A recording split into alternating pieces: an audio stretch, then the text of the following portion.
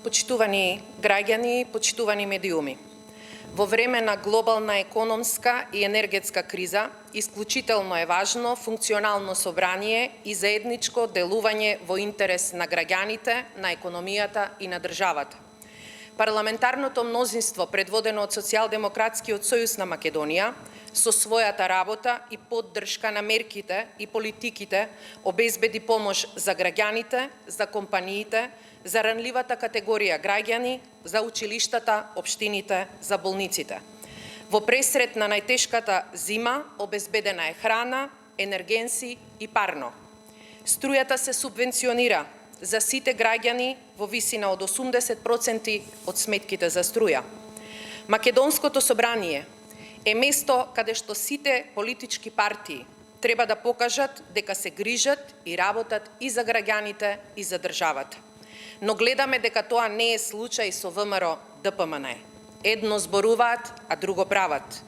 ВМРО ДПМНЕ не се откажува од блокадите на законите кои што се важни за полесно справување со последиците од кризата.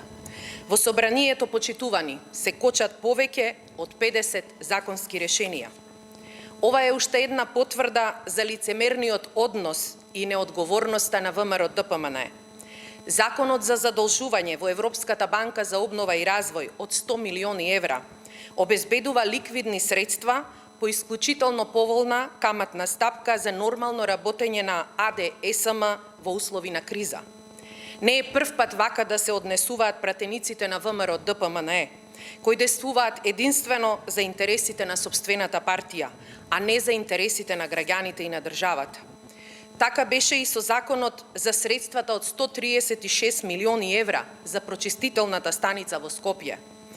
ВМРО ДПМНЕ истиот го блокираше, се до моментот додека градоначалник на Скопје не стана кандидатот кој што го поддржаа нивната Данела Арсовска. На крајот самите меѓу себе за овај тендер се испокараа и јавно се обвинија за сторени криминали.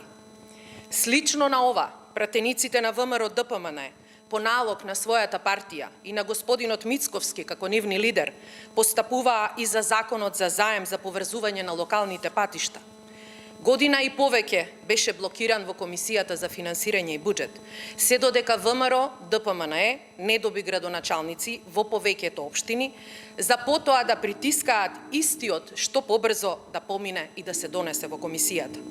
По неколку месечни блокади, ВМРО ДПМНЕ има можност да застане вистински на страната на интересите на граѓаните.